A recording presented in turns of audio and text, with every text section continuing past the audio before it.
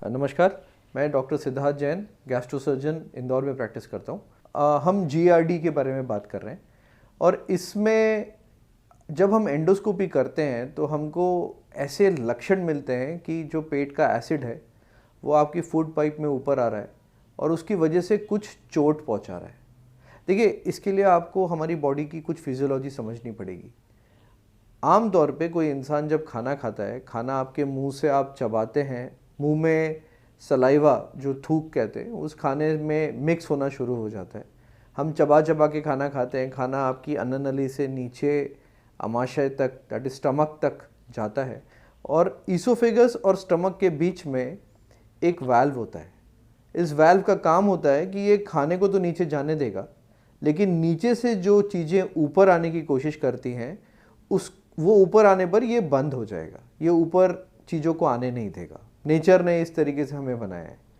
और अमाशय जो स्टमक है, इसका काम है कि ये खाना, आपका थूक, पेट में सिक्रीट होने वाला एसिड और कुछ एंजाइम्स, ये सारी चीज़ें मिलके एक चक्की की तरह खाने को पीसती हैं और ये खाना 3 से 4 घंटे तक इस तरीके से पीसा जाता है कि ये बहुत ही लिक्विड फॉर्म में और बहुत ही एकदम लुगदी जैसा बन जाए, जो कि जब ये आगे आपके इंटेस्टाइन्स में जाएगा तो इसका डाइजेशन इजीली हो सके।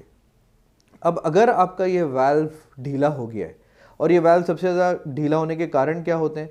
अगर आप खाना जल्दी जल्दी खाते हैं, हड़बड़ाहट में खाना खाते हैं, या खाना खाने के बाद में तुरंत सो जाते हैं, लेट जाते हैं, या कुर्सी पे स्लंप होके बैठ जाते हैं, टीवी के सामने बैठते हैं। आजकल हम हर किसी का रूटीन यही हो गया है, रात का डिनर लेने के बाद आप बैठे रहते हैं।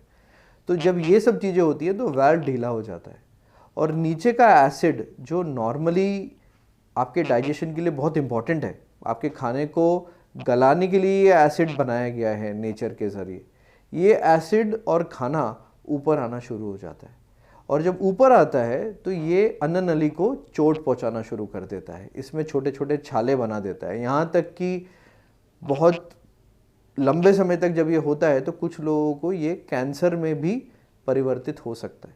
और अब आपके दिमाग में आएगा कि जब एसिड इतना होता है हमारे स्टमक में तो हमको पता क्यों नहीं चलता है? तो स्टमक के अंदर एक लाइनिंग होती है जो नेचर ने प्रोवाइड की है हमको, जो इस एसिड को वहाँ स्टमक तक छूने नहीं देती है। स्टमक एसिड का काम है सिर्फ आना और खाने पे काम करना, आपके स्टमक पे ये टच नहीं होता है। और ये एसिड इतना स्ट्रांग होता है कि ये एसिड कभी हम अगर निकाल के आपके हाथ पे डाल दें तो आपका हाथ जल जाएगा। इतना स्ट्रांग एसिड हमें भगवान ने दिया है जो कि एसिड इस खाने को पिघला सके। तो ये जो एसिड ऊपर आ रहा है ये आपके ईसोफेगस को बर्न करता है। अब नॉर्मली आप इसको ठीक करने के लिए क्या करते हैं? एसिड की दवाई ले लेते हैं। ओवर द काउंटर आजकल मिलती हैं, पेंटोप्रोजोल, ओमेप्रोजोल, ये सारी दवाइयाँ होती हैं। ये हमें आराम तो दे देती हैं, लेकिन इससे प्रॉब्लम ये होती है कि ये आपके एसिड को बंद कर देती है।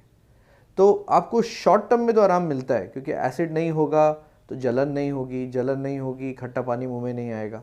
लेकिन लंबे समय तक ये दवाई लेने से और एक दूसरी कॉम्प्लिकेशंस में आप फंसते जाते हैं, दवाइयों के कॉम्प्लिकेशंस, एसिड बंद करने के कॉम्प्लिकेशंस, क्योंकि acid is a natural thing जो डाइजेशन ऑफ फूड के लिए बहुत इंपॉर्टेंट है।